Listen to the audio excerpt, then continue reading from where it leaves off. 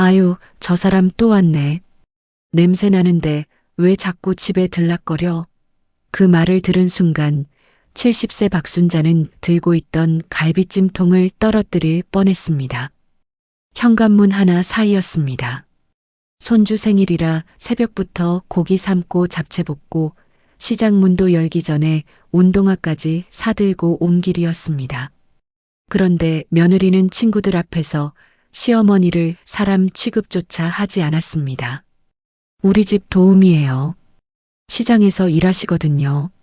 그날 박순자는 초인종도 누르지 못한 채 음식만 경비실에 맡기고 돌아섰습니다. 그런데 더 기막힌 건 그 다음이었습니다. 그렇게 사람 무시하던 며느리가 석 달 뒤 수십 명 앞에서 무릎 꿇고 울게 됩니다. 자기가 냄새난다던 그 시어머니 앞에서 말입니다. 안녕하세요, 여러분.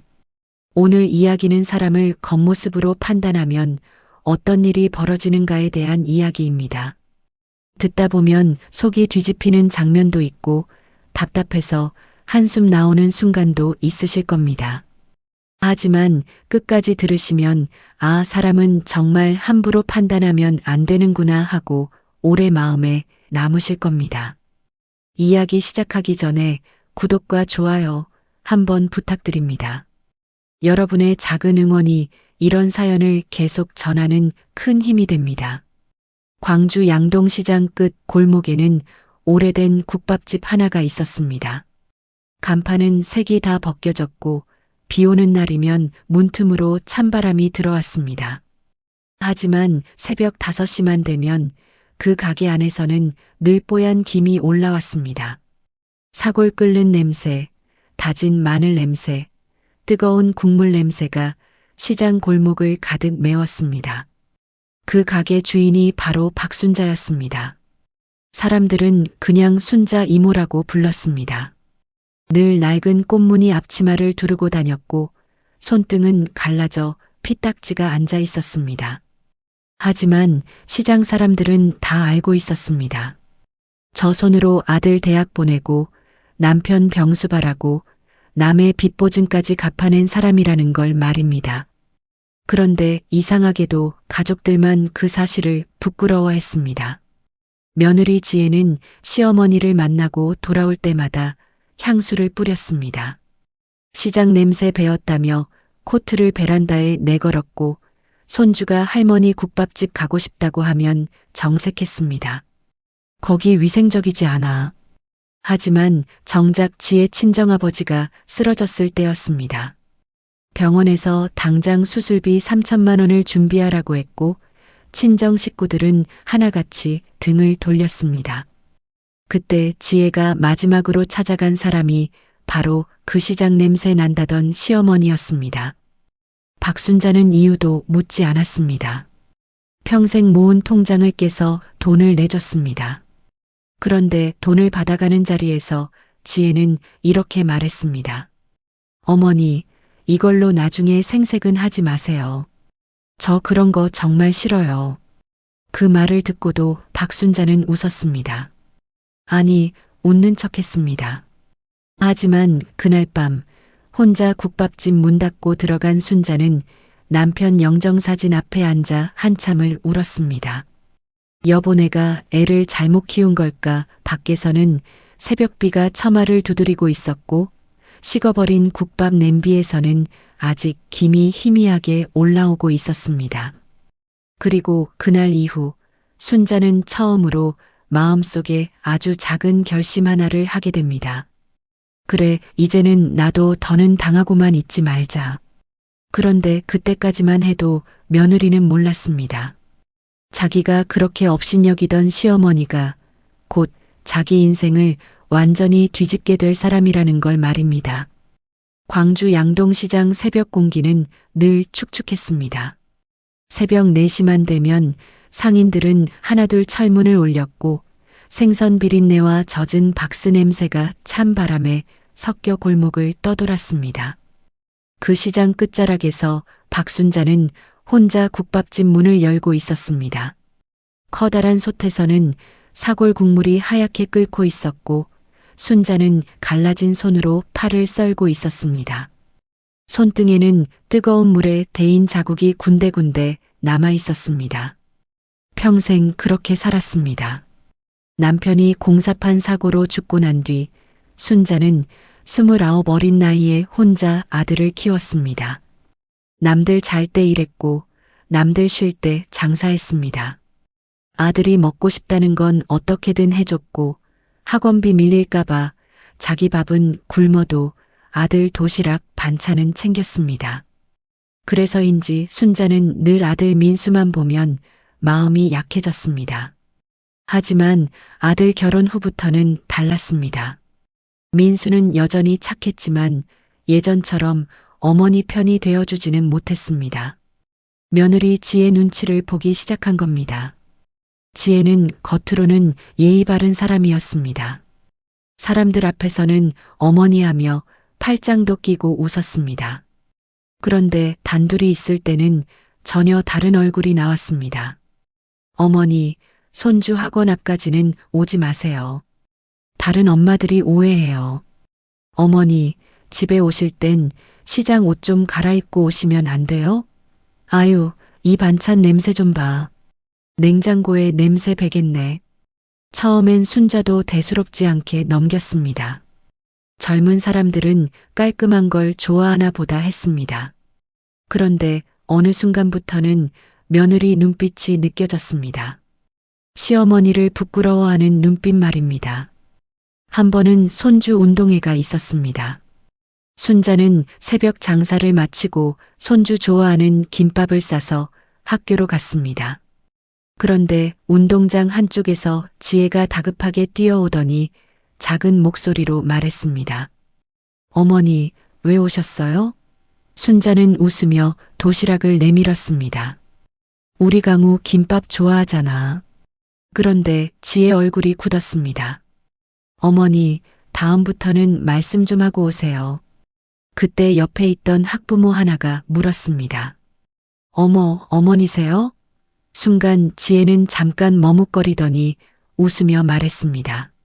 아, 저희 집 도와주시는 분이에요. 그 말에 순자 손이 굳었습니다. 김밥통을 들고 있던 손끝이 떨렸습니다. 하지만 아무 말도 하지 않았습니다. 그냥 그래요 하고 돌아섰습니다. 그런데 운동장 밖으로 걸어나가는데 뒤에서 학부모들 수군거리는 소리가 들렸습니다. 근데 진짜 시장에서 일하시나 보다.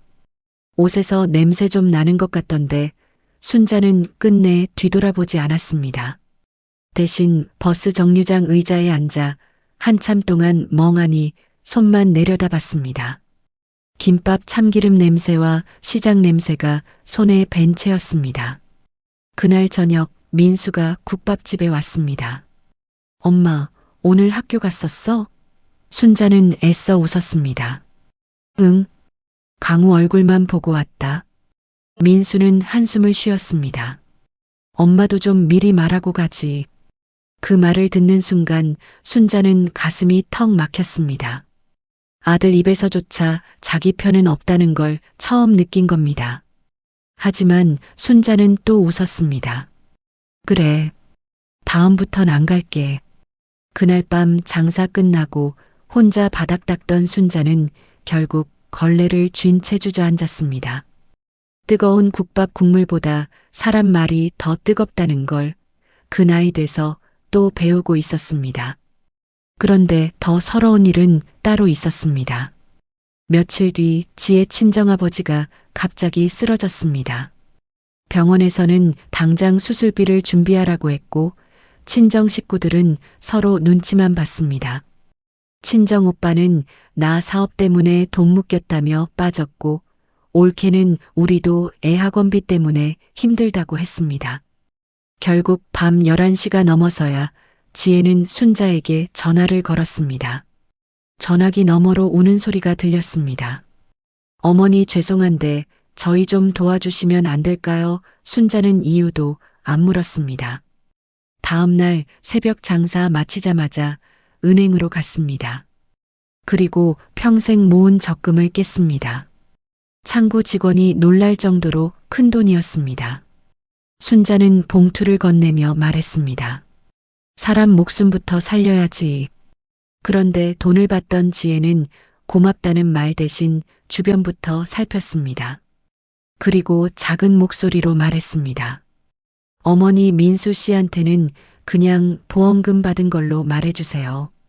순자는 멈칫했습니다. 왜? 지혜는 난처한 얼굴로 입술을 깨물었습니다. 괜히 생색처럼 될까봐요. 그 순간 순자는 마치 누가 가슴을 손으로 꾹 누르는 것 같았습니다. 그래도 끝내 웃으며 말했습니다. 그래, 내 마음 편한 대로 해라. 하지만 지혜가 돌아간 뒤 순자는 한동안 빈 은행 의자에 앉아 움직이지 못했습니다. 창밖에는 비가 내리고 있었고 유리창에 비친 자기 모습은 너무 초라해 보였습니다. 그런데 순자는 그때도 몰랐습니다. 자기 돈으로 살아난 그 사람이 앞으로 자기 인생을 얼마나 더 아프게 할지 말입니다. 병원 수술은 다행히 잘 끝났습니다. 지혜 친정아버지는 중환자실에서 일반 병실로 옮겨졌고 친정 식구들은 그제야 안도의 한숨을 쉬었습니다. 그런데 이상하게도 시간이 지나자 고마움은 점점 사라지고 대신 불편함만 남기 시작했습니다.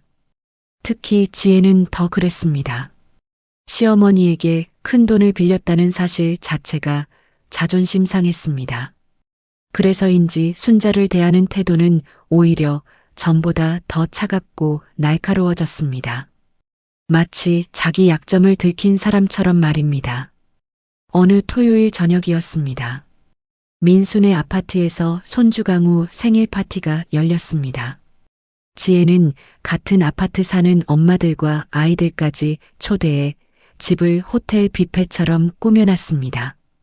거실에는 풍선 장식이 가득했고 음식도 전부 유명 케이터링 업체에서 주문했습니다.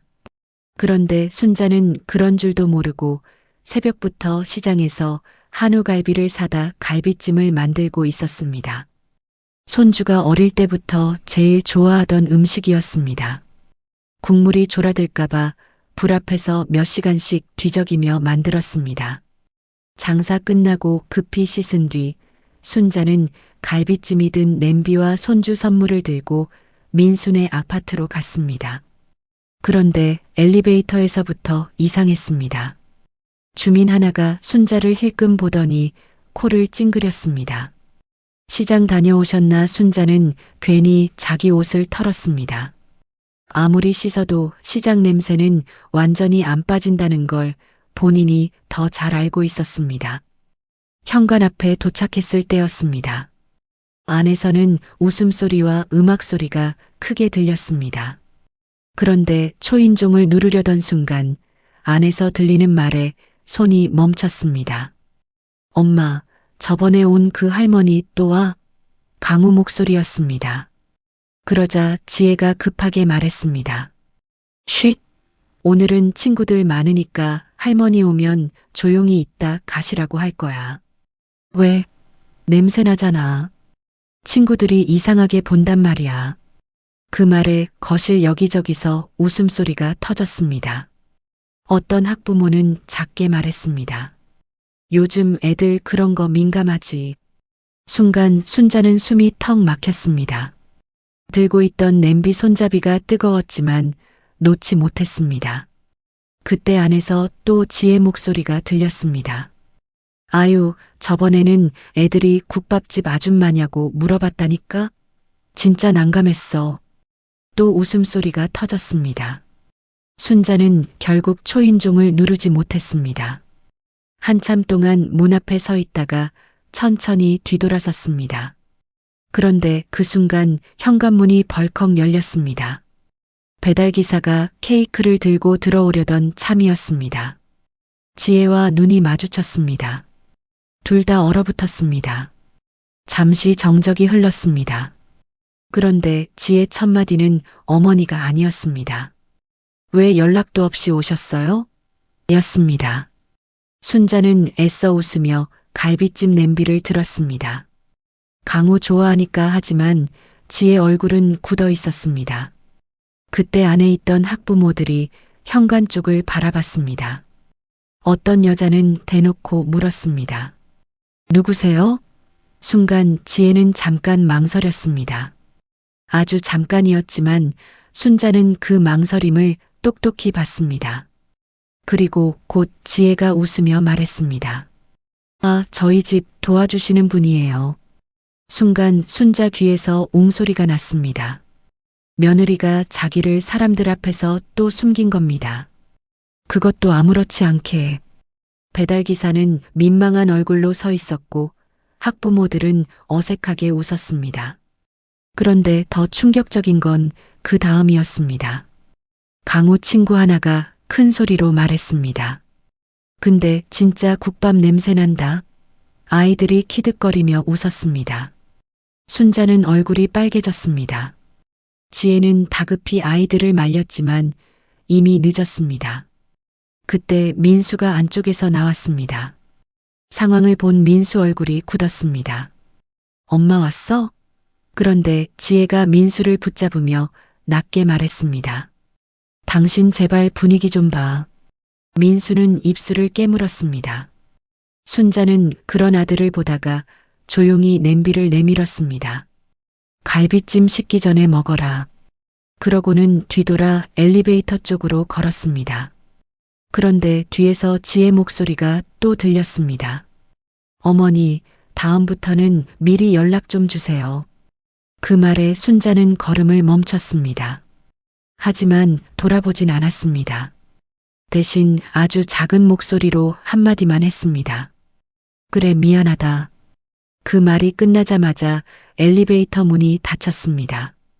집으로 돌아온 순자는 한동안 불도 켜지 않은 채 앉아 있었습니다. 손주 주려고 샀던 운동화 상자는 아직 식탁 위에 그대로 있었습니다. 한참 뒤 순자는 냄비 뚜껑을 열었습니다. 갈비찜은 거의 손도 안 탄 상태였습니다.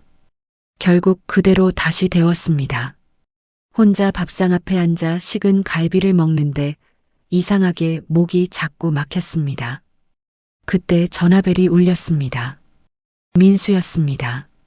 순자는 일부러 밝은 목소리를 냈습니다. 왜?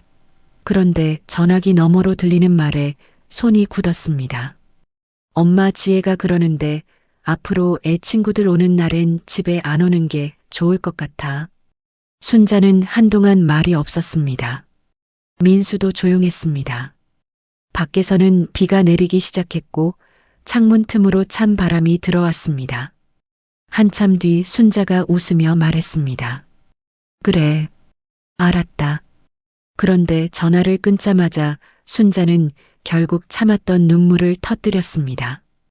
평생 남편 없이 자식 키우며 안 울려고 버텼던 사람인데 그날은 이상하게 눈물이 멈추질 않았습니다. 그리고 바로 그 순간이었습니다. 순자 마음속에서 뭔가가 천천히 끊어지기 시작한 건 그날 이후 박순자는 먼저 연락하지 않았습니다. 늘 먼저 전화하던 사람도 순자였고 반찬 만들어 보내던 사람도 순자였고 손주 학원비 몰래 보태주던 사람도 순자였습니다. 그런데 딱 끊었습니다. 민수는 처음 며칠은 편했습니다. 주말마다 어머니 전화 안 오는 것도 반찬통 안 들고 찾아오는 것도 이상하게 마음이 가벼웠습니다. 하지만 시간이 지나자 점점 불편해졌습니다. 이상할 정도로 집안이 조용해졌기 때문입니다. 냉장고 한쪽에 늘 있던 어머니 김치가 떨어졌고 손주 강우도 어느 날 밥 먹다가 툭 말했습니다.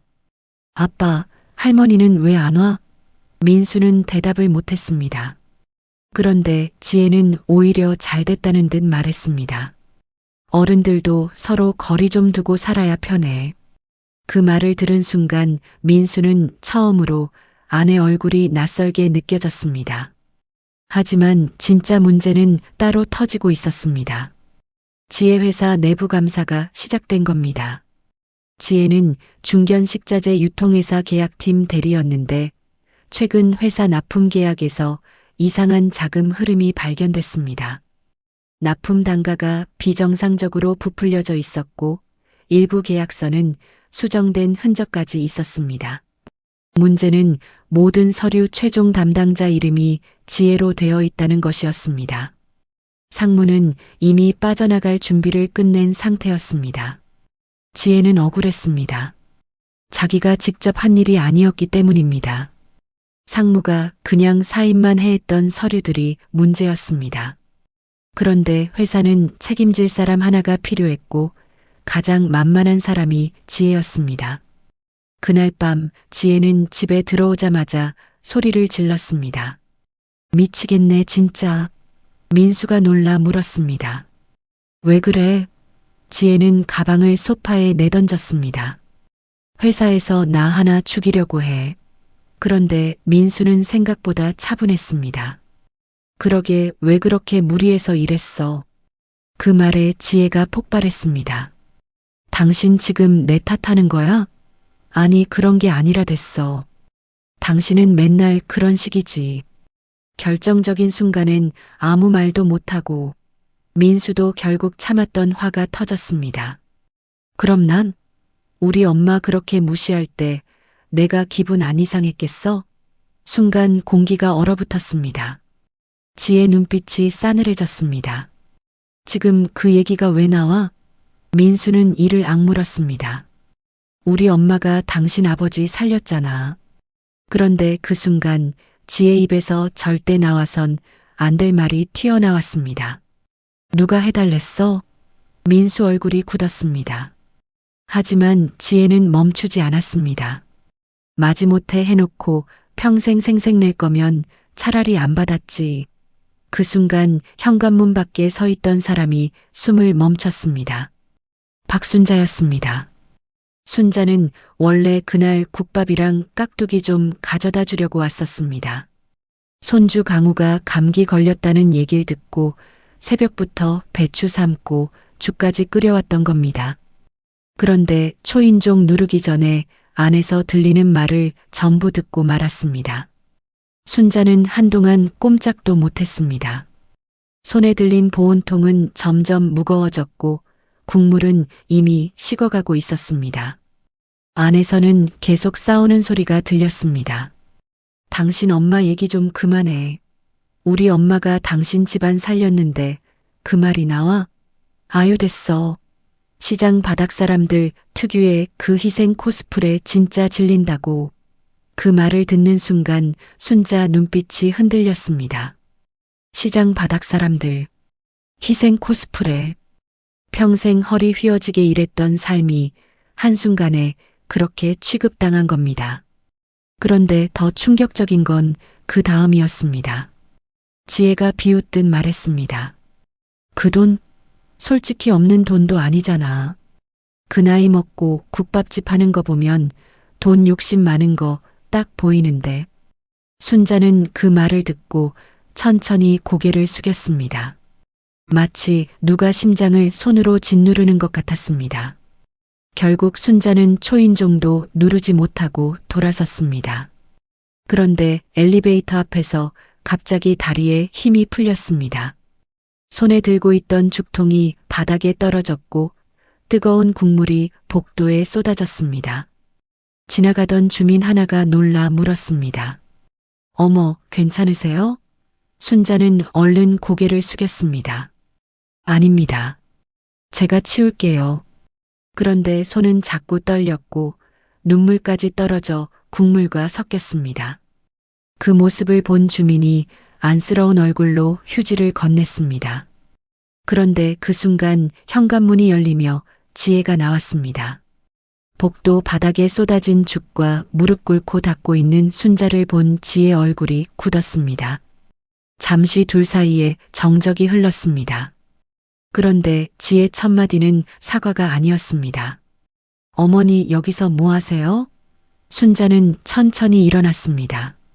눈가는 벌써 붉게 부어 있었습니다. 하지만 끝까지 울진 않았습니다. 대신 조용히 말했습니다. 강우 죽 끓여왔다. 그리고 바닥에 흘러내린 죽을 바라보며 덧붙였습니다. 근데 이미 다 식었네. 지혜는 아무 말도 못했습니다. 그 순간 엘리베이터 문이 열렸고 안에서 같은 아파트 주민 둘이 내렸습니다. 주민들은 복도 바닥과 순자 얼굴을 번갈아 보더니 수군거리기 시작했습니다. 아이고, 무슨 일인가 순자는 그 시선을 견디지 못했습니다. 결국 빈 죽통만 들고 천천히 엘리베이터 안으로 들어갔습니다. 문이 닫히기 직전 순자가 마지막으로 한 말은 아주 작았습니다. 지혜야. 지혜는 움찔했습니다. 사람은 받은 걸 잊으면 안 된다. 그리고 엘리베이터 문이 닫혔습니다. 그 순간 이상하게도 지혜 가슴이 철렁 내려앉았습니다. 마치 아주 큰일이 시작될 것 같은 느낌이었습니다. 그날 이후 지혜는 이상하게 불안했습니다. 시어머니가 복도에서 마지막으로 남긴 말, 사람은 받은 걸 잊으면 안 된다는 한마디가 자꾸 귓가에 맴돌았습니다. 하지만 지혜에게는 그 말을 곱씹을 여유가 없었습니다. 회사 감사는 점점 더 거칠어졌고 상무는 지혜를 완전히 희생양으로 만들 작정이었습니다. 최종 확인자는 지혜 씨잖아. 회사도 어쩔 수 없어. 상무는 그렇게 말하며 서류철을 밀어놓았습니다. 지혜는 손이 떨렸습니다. 상무님이 지시하신 거잖아요. 단가 수정도, 업체 변경도 전부 상무는 비웃듯 의자에 기대 앉았습니다. 증거 있어요? 그 말에 지혜는 아무 말도 못했습니다. 사무실 밖 직원들은 모른 척 고개를 숙였고 어제까지 밥같이 먹던 동료들조차 눈을 피했습니다. 세상에서 혼자 버려진 느낌이었습니다. 며칠 뒤 회사는 임시 감사회의를 열었습니다. 협력사 대표들과 임원들, 법무팀, 감사실 직원들까지 모이는 자리였습니다. 지혜는 그 회의가 사실상 자신의 마지막 자리라는 걸 알고 있었습니다. 잘못 뒤집었으면 해고는 물론이고 고소까지 당할 수 있었습니다. 그날 아침 지혜는 거울 앞에 오래 서 있었습니다.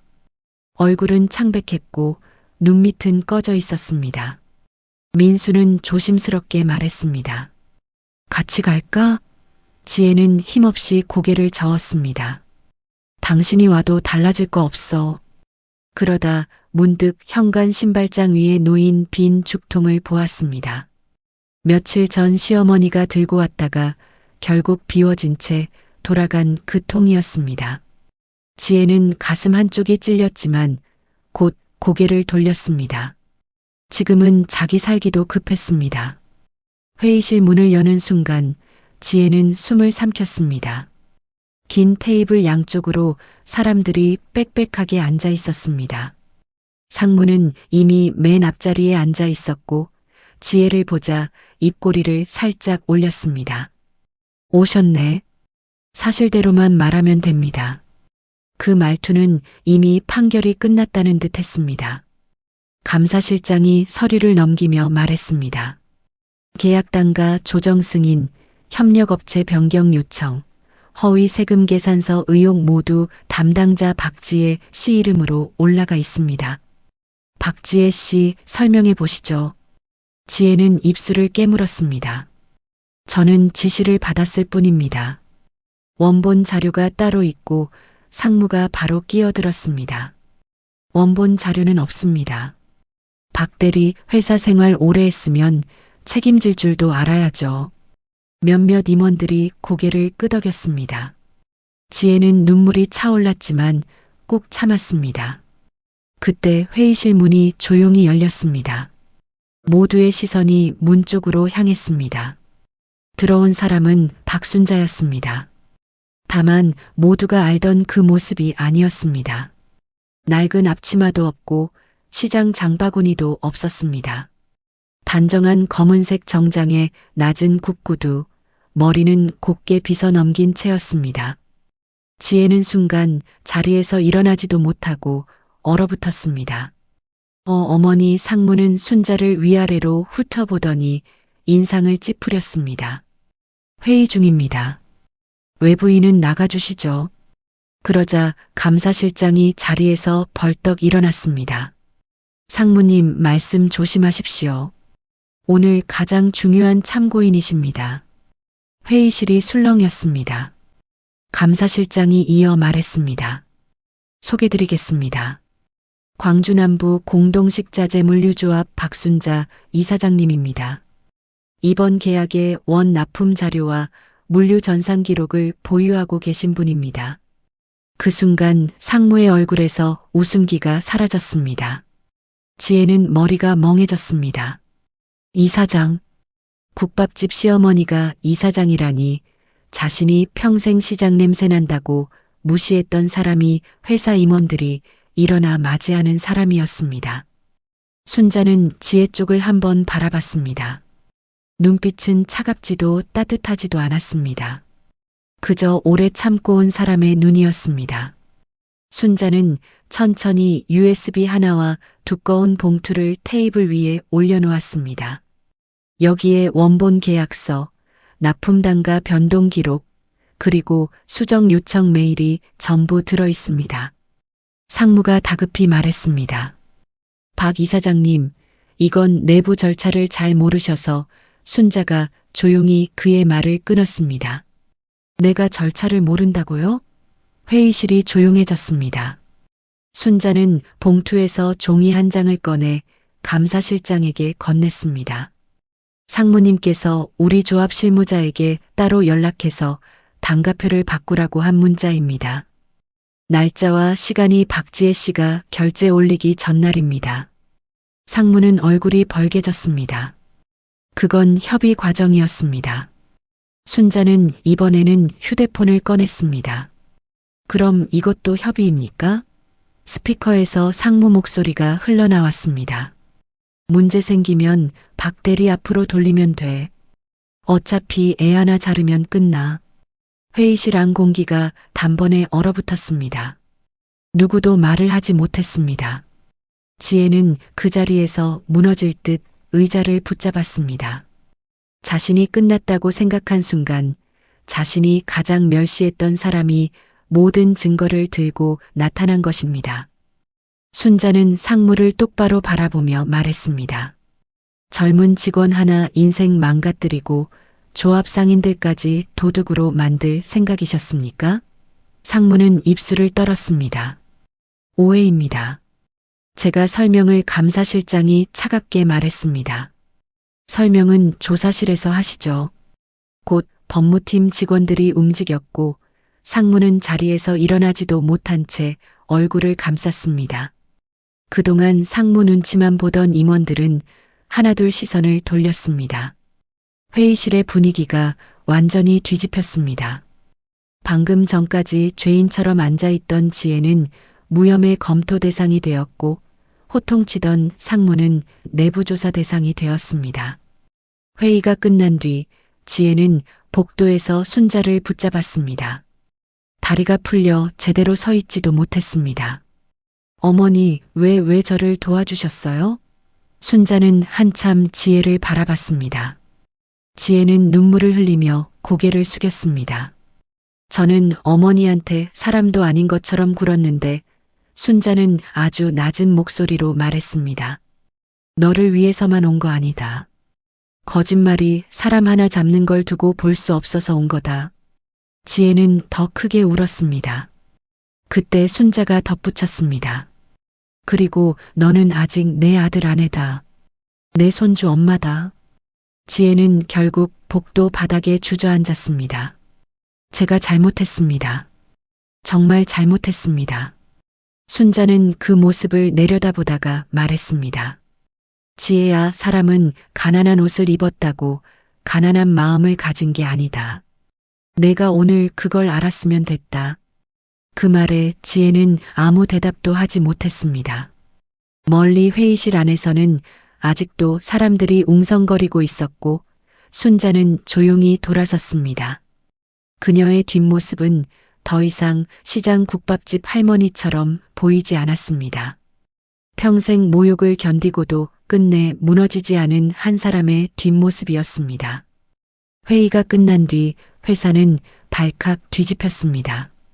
방금 전까지만 해도 지혜에게 차갑게 굴던 사람들은 갑자기 말투부터 바뀌었습니다. 박 대리 많이 놀라셨죠? 저희도 이상하다고 생각은 했습니다. 상무님이 너무 몰아붙이시더라고요. 지혜는 그 말들을 들으며 오히려 더 비참했습니다. 어제까지만 해도 복도에서 마주치면 눈도 피하던 사람들이었습니다. 회의실에서 순자가 증거를 꺼내기 전까지는 아무도 자기 편이 아니었습니다. 그런데 이제 와서 다들 걱정하는 척했습니다. 지혜는 처음으로 깨달았습니다. 자신도 시어머니에게 딱 저런 사람이었다는 것을 말입니다. 힘없어 보일 때는 외면하고 도움이 될 것 같을 때만 다가가는 사람. 그 모습이 너무 부끄러워 고개를 들 수 없었습니다. 상무는 즉시 직무에서 배제되었습니다. 며칠 뒤에는 회사 내부망에 징계 절차 개시 공지가 올라왔고 관련 업체와 주고받은 돈의 흐름까지 드러났습니다. 그동안 상무에게 줄 서서 지혜를 몰아붙이던 팀장도 조사를 받게 되었습니다. 사무실 분위기는 숨소리조차 조심스러웠습니다. 지혜 책상 위에는 익명의 쪽지 하나가 놓였습니다. 그동안 모른 척해서 미안합니다. 지혜는 그 쪽지를 한참 바라보다 서랍에 넣었습니다. 예전 같으면 억울하다고 소리쳤을 텐데 이상하게 아무 말도 하고 싶지 않았습니다. 자신도 누군가의 억울함 앞에서 모른 척했던 사람이었기 때문입니다. 하지만 진짜 후폭풍은 지혜 친정에서 터졌습니다. 지혜 친정 오빠 영철은 순자가 이사장이라는 말을 듣자마자 국밥집으로 찾아왔습니다. 양복을 빼입고 손에는 비싼 과일 바구니까지 들고 있었습니다. 어머님, 아니 이사장님. 제가 그동안 몰라 뵀습니다. 순자는 국밥 그릇을 닦다가 고개만 들었습니다. 국밥 먹으러 왔냐? 영철은 어색하게 웃었습니다. 아이고, 가족끼리 국밥이 문제겠습니까? 제가 사실 작은 유통사업을 하나 준비 중인데 어머님 조합하고 연결만 좀 되면 순자는 말없이 행주를 내려놓았습니다. 내 아버지 병원비로 준 돈은 다 썼냐? 영철의 얼굴이 순간 굳었습니다. 그럼요. 덕분에 아버지도 살고 순자는 카운터 밑에서 봉투 하나를 꺼냈습니다. 병원 수납 내역, 계좌이체 기록, 카드 사용 내역 복사본이었습니다. 수술비와 병원비로 들어간 돈은 1,800이었다. 나머지 1,200은 내 통장으로 빠졌더라. 영철은 침을 꿀꺽 삼켰습니다. 그건 잠깐 급해서 순자의 목소리가 낮아졌습니다. 도박빚 갚았지. 가게 안이 조용해졌습니다. 점심 먹던 손님들까지 숟가락을 멈췄습니다. 영철은 얼굴이 시뻘개져 소리쳤습니다. 남의 집안일을 왜 캐고 다니십니까? 순자는 눈 하나 깜짝하지 않았습니다. 남의 돈으로 내 빚 갚았으면 남의 일이 아니다. 그때 마침 지혜가 가게 문을 열고 들어왔습니다. 오빠를 본 순간 얼굴이 굳었습니다. 영철은 다급히 지혜에게 말했습니다. 야, 너도 말 좀 해. 가족끼리 너무한 거 아니냐? 지혜는 한참 오빠를 바라봤습니다. 예전 같으면 친정 편을 들었을 것입니다. 하지만 이번에는 달랐습니다. 지혜는 천천히 말했습니다. 오빠, 그 돈 아버지 살리라고 받은 돈이었어. 영철은 당황했습니다. 내가 나중에 갚으려고 했지. 지혜는 고개를 저었습니다. 오빠는 늘 나중에 갚는다고 했어. 그런데 한 번도 갚은 적 없잖아. 영철은 말문이 막혔습니다. 순자는 차분하게 말했습니다. 이제부터 우리 조합 근처에도 오지 마라.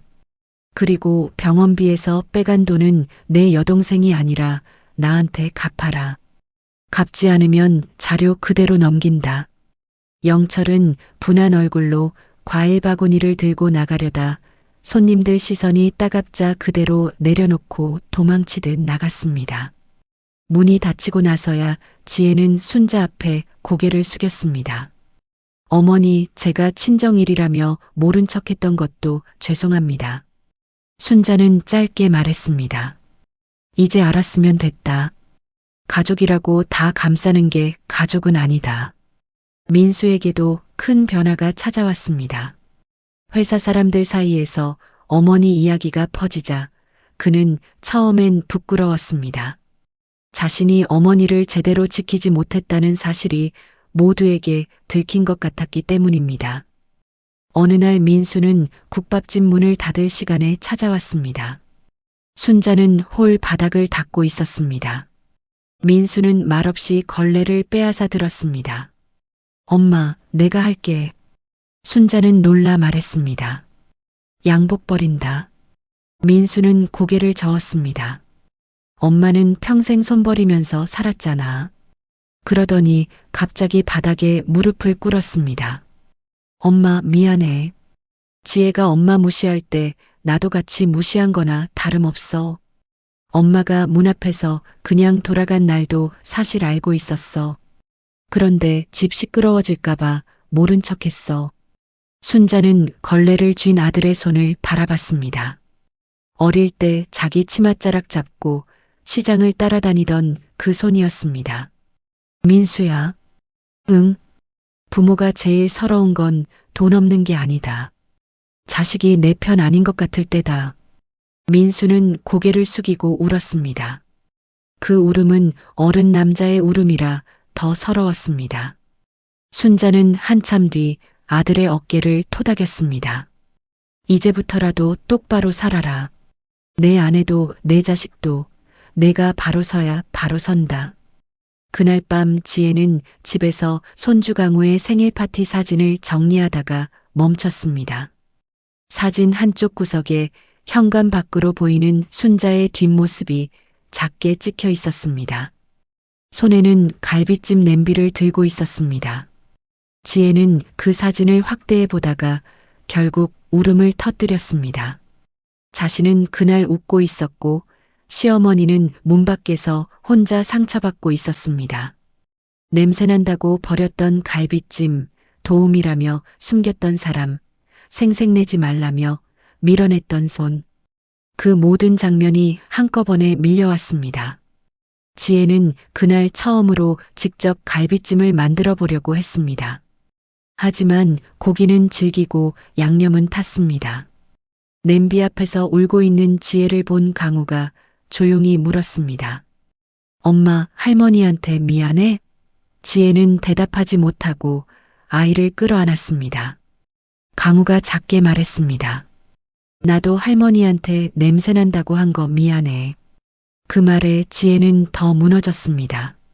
아이는 어른이 가르친 대로 배운다는 사실이 가슴을 찔렀습니다. 며칠 뒤 지혜는 순자의 국밥집 앞에 섰습니다. 손에는 명품 가방도 과일 바구니도 없었습니다. 대신 낡은 운동화와 편한 옷차림이었습니다. 가게 안에서는 손님들이 북적였고 순자는 여전히 뜨거운 솥 앞에 서 있었습니다.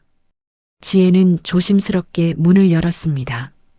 딸랑 작은 종소리가 울렸습니다. 순자는 고개를 들었습니다. 두 사람은 한참 말없이 서로를 바라봤습니다. 지혜가 먼저 고개를 숙였습니다. 어머니, 저 오늘 일하러 왔습니다. 순자는 아무 말도 하지 않았습니다.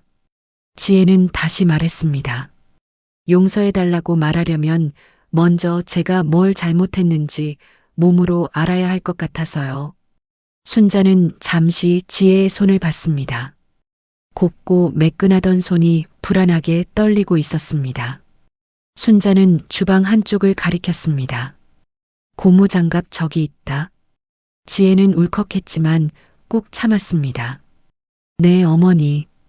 그날 지혜는 처음으로 국밥 그릇을 씻었습니다. 뜨거운 물에 손이 빨개지고 허리가 끊어질 듯 아팠습니다. 손님이 남긴 밥알은 잘 떨어지지 않았고 바닥 기름때는 아무리 닦아도 미끄러웠습니다. 2시간쯤 지나 지혜는 숨을 몰아쉬었습니다. 그때 순자가 무심히 물었습니다. 힘드냐? 지혜는 고개를 숙인 채 대답했습니다. 네, 그런데 어머니는 이걸 평생 하셨네요. 순자는 잠시 침묵하다 말했습니다. 그래, 너희 먹이려고 했다. 그 말에 지혜는 고개를 들지 못했습니다. 뜨거운 설거지 물 위로 눈물이 뚝뚝 떨어졌습니다. 지혜가 국밥집에 나오기 시작하자 시장 사람들은 처음엔 곱게 보지 않았습니다. 저 며느리 아니야?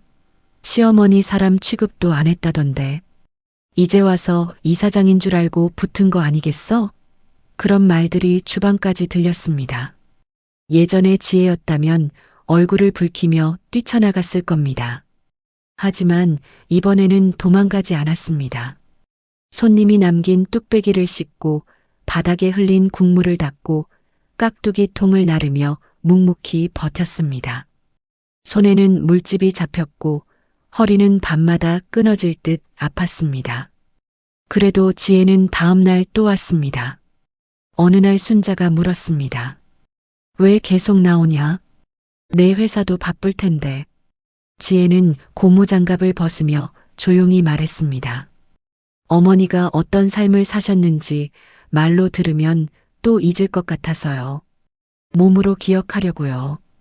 그 말 뒤로 순자는 지혜를 더 혼내지도 쉽게 받아주지도 않았습니다. 그저 일을 맡겼습니다. 새벽에는 팔을 다듬게 했고 점심에는 손님상 치우게 했고 저녁에는 홀 바닥을 닦게 했습니다. 지혜는 처음으로 알았습니다. 음식 장사는 음식을 파는 일이 아니라 사람 마음을 받는 일이라는 걸 말입니다.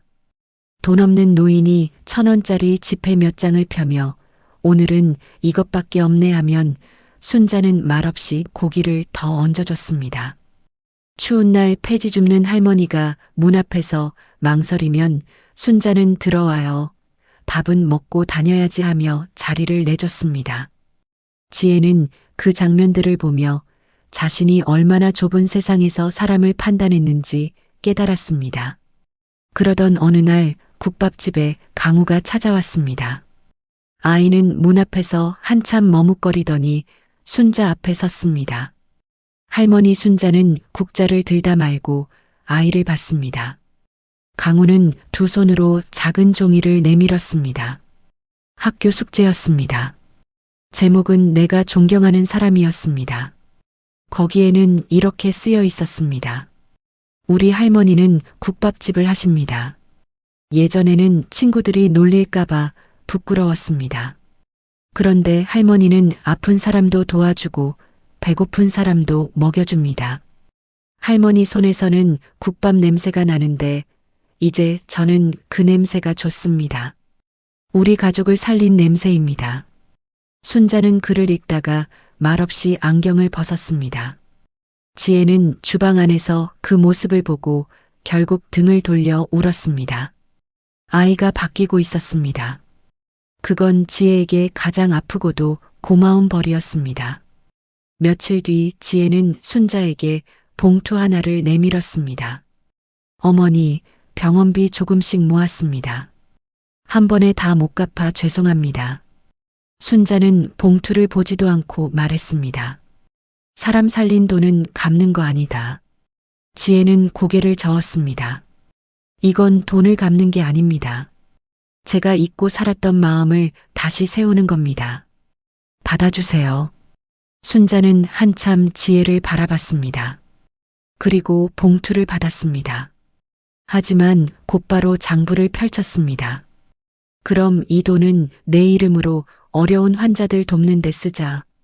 돈도 어디로 가느냐에 따라 부끄러운 돈이 되고 고마운 돈이 된다. 지혜는 울먹이며 고개를 끄덕였습니다. 네, 어머니. 그렇게 해주세요. 그 뒤로 지혜는 회사에서도 달라졌습니다. 예전처럼 사람을 옷차림이나 직급으로 판단하지 않았습니다. 계약직 직원이 실수하면 먼저 이유를 물었고 청소 여사님이 지나가면 고개 숙여 인사했습니다.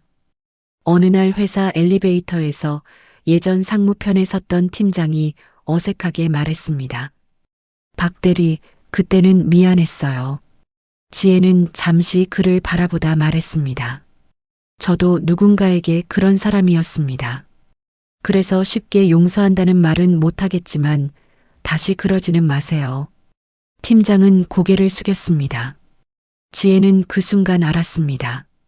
용서는 상대를 위해서만 하는 일이 아니라 자기 마음이 더는 그 일에 묶이지 않기 위해 하는 일이기도 하다는 걸 말입니다. 봄이 오자 순자의 국밥집 앞 목련이 피었습니다. 낡은 간판도 새로 달았습니다. 하지만 순자는 예전 간판을 버리지 않고 가게 안쪽 벽에 걸어두었습니다. 이게 내 세월이다. 순자가 그렇게 말하자 지혜는 조용히 고개를 끄덕였습니다. 어느 저녁 장사가 끝난 뒤 민수와 지혜, 강우가 함께 홀 바닥을 닦았습니다. 순자는 문가에 서서 그 모습을 바라봤습니다. 한때는 외로워서 혼자 울던 가게였습니다. 그런데 이제는 식구들이 함께 있었습니다. 순자는 남편 영정사진 앞에 따뜻한 국밥 한 그릇을 올려놓고 낮게 말했습니다. 여보, 우리 애들 이제 조금 사람 됐나 봐요. 그 말 끝에 순자는 웃었습니다. 오래 참은 사람만 지을 수 있는 아주 조용하고 깊은 웃음이었습니다. 사람을 겉으로 보면 놓치는 것들 세월이 조금 흐른 뒤 박순자의 국밥집은 예전보다 더 바빠졌습니다.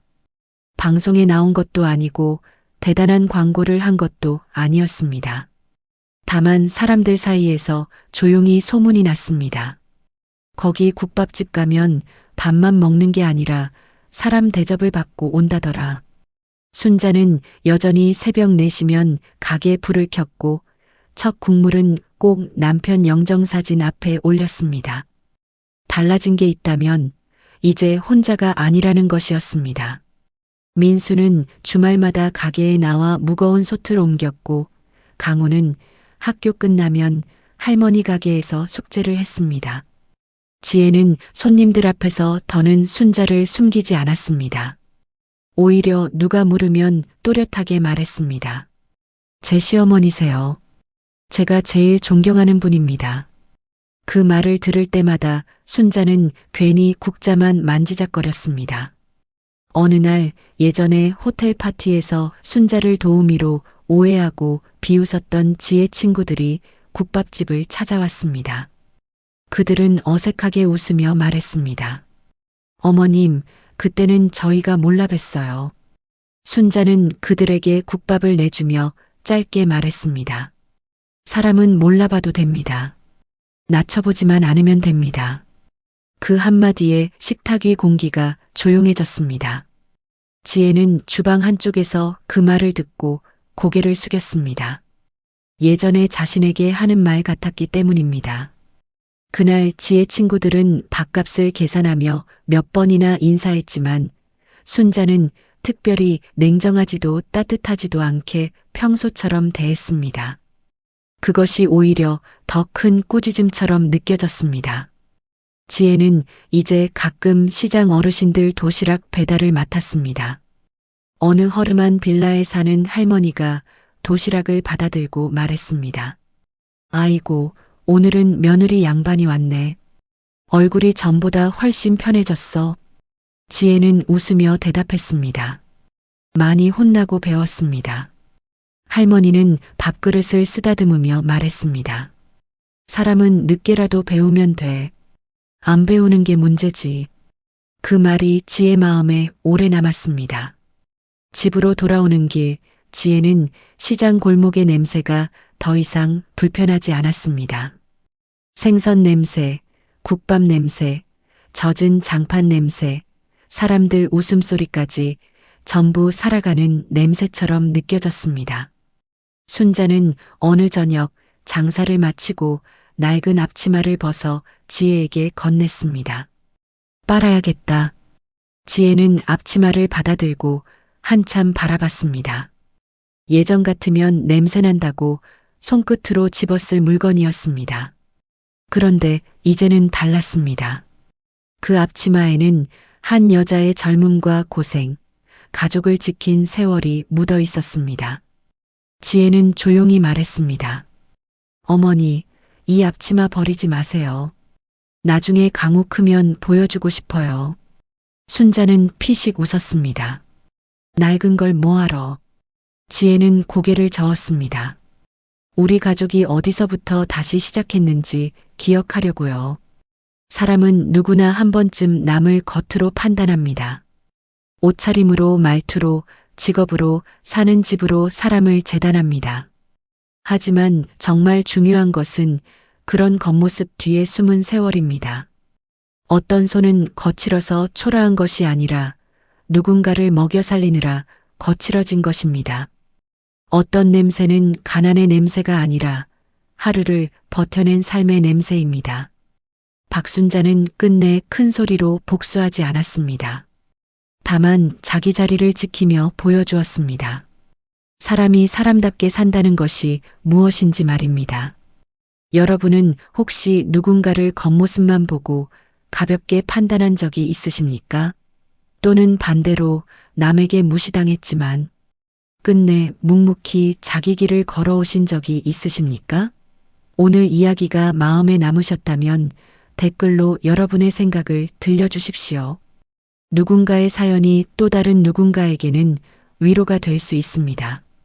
그리고 기억해 주십시오. 사람을 함부로 낮춰보는 순간 우리는 그 사람의 진짜 가치를 놓치는 것뿐 아니라 내 마음의 품격까지 함께 잃게 됩니다.